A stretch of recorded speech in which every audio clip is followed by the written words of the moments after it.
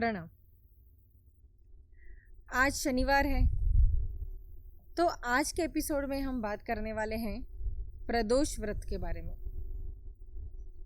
हमारे YouTube channel पे एक भाई ने बहुत अच्छे से कमेंट किया था कि दीदी प्रदोष व्रत पे आप ज़रूर एक वीडियो बनाइएगा। तो आज हम इसी विषय पे बात करने वाले हैं। काफ़ी लोग प्रदोष व्रत करते भी होंगे, कुछ लोग कर रहे भी होंगे। तो प्रदोष व्रत कैसे किया जाता है, कौन से दिन किया जाता है, क्या पूजा विधि होनी चाहिए, ये सारी चीज़ों के बारे में आज हम इस वीडियो में बात करने वाले हैं। तो प्रदोष काल जो सबसे महत्वपूर्ण चीज़ है, काफ़ी लोगों को इसके बारे में पता नहीं है कि प्रदोष काल कब होता है। तो सूर्योदय से पहले और सूर्यास्त के बाद, यानी सूर्यास्त के बाद और रात्रि से पहले, यानी जिसे हम कहते हैं संध्या काल, तो इसी समय को प्रदोष काल कहते हैं। यानी जब सूर्यास्त होता है तो उसके बाद के 45 मिनट्स रात होने तक के, उसके बीच का जो समय है जिसे हम संध्या काल कहते हैं, उसी को प्रदोष काल कहते हैं। और इसी समय पे हमें हर पूजा विधि करनी है। यानी प्रदोष व्रत कैसे करना है, तो वही पूजा विधि हमें इसी समय करनी है।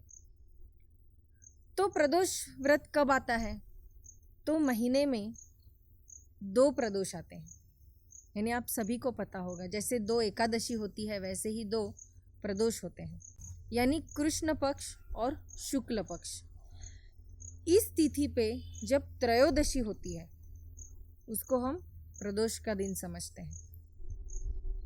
तो प्रदोष व्रत में हमें कौन से भगवान की साधना करनी चाहिए, तो जैसे हम एकादशी पे विष्णु भगवान की साधना करते हैं, वैसे ही प्रदोष के दिन हमें भगवान शंकर की आराधना करनी है, यानी हमारे भोलेनाथ की साधना करनी है। तो काफ़ी लोगों को ये प्रश्न होता है कि मैं प्रदोष व्रत शुरू कब से करूं। तो अगर आप प्रदोष व्रत शुरू करना चाहते हैं तो शुक्ल पक्ष का जो प्रदोष आएगा, यानी त्रयोदशी की जो तिथि है, उस दिन से अगर आप ये व्रत का प्रारंभ करते हैं, या फिर श्रावण मास या फिर कार्तिक मास के शुक्ल पक्ष की त्रयोदशी से अगर आप ये व्रत शुरू करते हैं, तो वो काफ़ी श्रेष्ठ माना गया है। वैसे तो काफ़ी पौराणिक कथाएं हैं प्रदोष व्रत के लिए। ऐसा कहते हैं, एक पौराणिक कथा मैंने सुनी है अपने गुरु से, कि जब चंद्र भगवान को क्षय रोग हुआ था, तब भगवान शंकर ने उनको, यानी उन पे उपचार करके उन्हें उस दिन, यानी उस रोग से उन्हें मुक्त किया था। इसीलिए अगर रोग मुक्ति आप पाना चाहते हैं तो प्रदोष का व्रत आप कर सकते हैं। तो ऐसे शंकर भगवान की साधना हमें प्रदोष के दिन करनी है। तो साधना कब करनी है, तो आप सूर्योदय से पहले उठिए, अच्छे से स्नान कीजिए, आपके नित्य कर्म जो अभी है उसको पूर्ण करने के बाद आपका जो पूजा घर है, यानी आपका जो मंदिर है, उसे अच्छे से साफ कीजिए।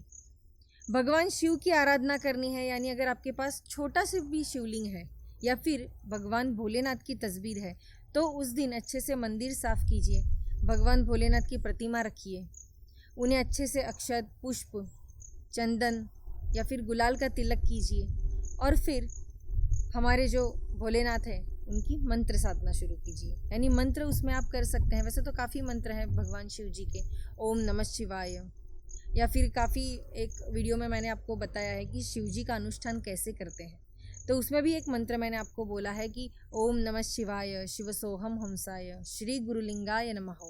ये मंत्र की साधना पूरे दिन या फिर जो प्रदोष काल है, जिस समय हम पूजा विधि करने वाले हैं, उस समय आप कर सकते हैं।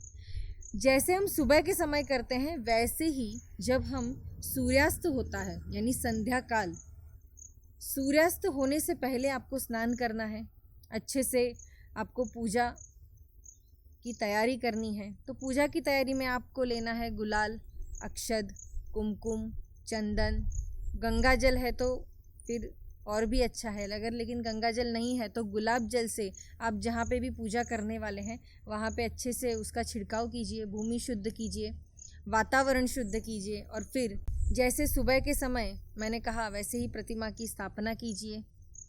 और फिर अच्छे से भगवान शिव जी की पूजा कीजिए। और उस दिन हमें पुष्प, अगर गोकर्ण का पुष्प मिलता है तो उसका पुष्प लीजिए, या फिर सफ़ेद रंग का कोई भी पुष्प अगर आपको मिलता है तो उसे हमारे भोलेनाथ को अर्पण कीजिए। बिल्व पत्र उन्हें अर्पण कीजिए, उन्हें चढ़ाइए। अगर बिल्व पत्र यानी बेल का फल अगर आपको मिलता है, बेल फल जिसे हम कहते हैं, तो उसे भी आप उस दिन अर्पण कर सकते हैं। तो ऐसे अच्छे से भगवान शिव जी की पूजा कीजिए। वस्त्र अगर आपको पहनने हैं तो सफ़ेद रंग के वस्त्र परिधान कीजिए। आसन अगर आप लेना चाहते हैं तो कोई भी आसन आप ले सकते हैं। अगर आपके पास आसन नहीं है तो सफ़ेद रंग की चद्दर भी अगर आपके पास है, जो नई चद्दर जो आपने इस्तेमाल की है, उसे कृपया आप आसन के तौर पे न लीजिएगा।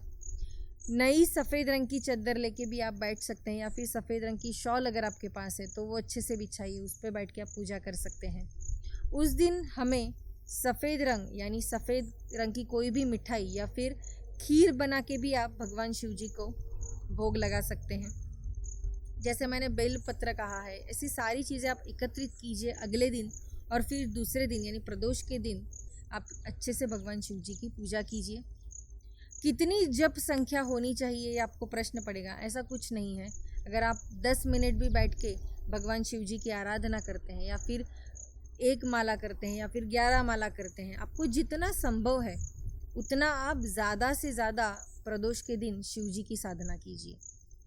जैसे हम ये प्रदोष का व्रत करते हैं, कुछ लोग ऐसा पूछेंगे भी कि प्रदोष तो वैसे हर एक अलग अलग दिन आते हैं, क्योंकि हमेशा सोमवार को ही आएगा ऐसा नहीं हो सकता। क्योंकि आप सभी जानते हैं कि अगर सोमवार के दिन प्रदोष आता है यानी त्रयोदशी आती है तो हम उसे सोम प्रदोष कहते हैं, या फिर मंगलवार के दिन आती है तो हम उसे भौम प्रदोष कहते हैं, शनिवार के दिन आती है तो हम उसे शनि प्रदोष कहते हैं।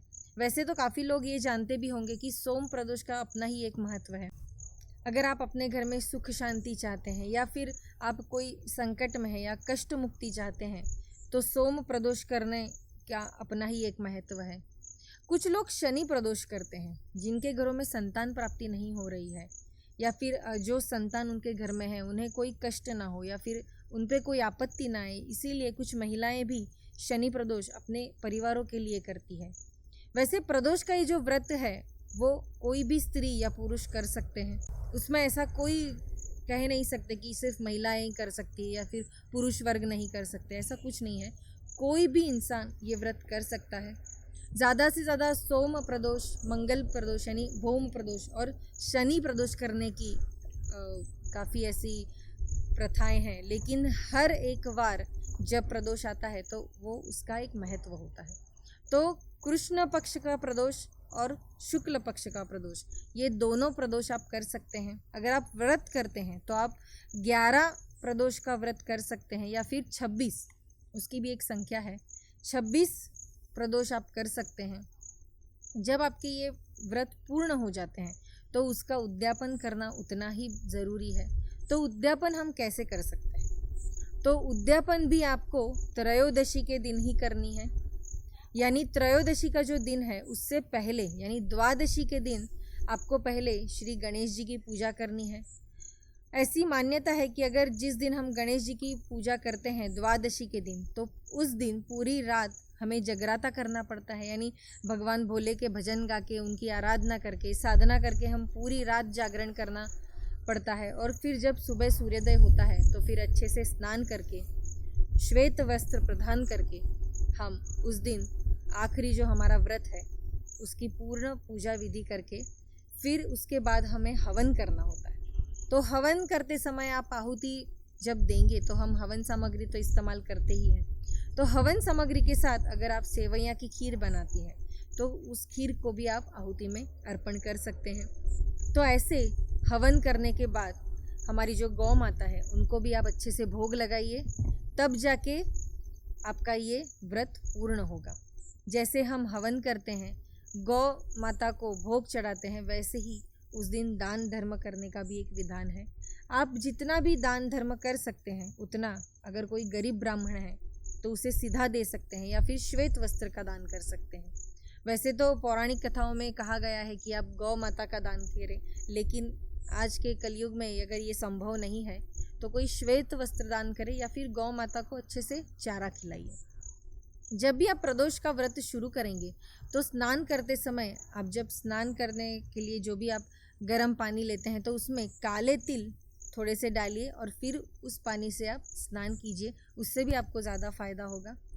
प्रदोष का व्रत आप अगर विश्वास से और श्रद्धा से करते हैं तो ऐसी मान्यता है कि आपकी जो भी मनोकामना है या फिर आप जो भी कष्ट से गुजर रहे हैं उसका निवारण ज़रूर होता है। लेकिन ये सारी चीज़ें हमें श्रद्धा से करनी है, पूर्ण विश्वास से करनी है।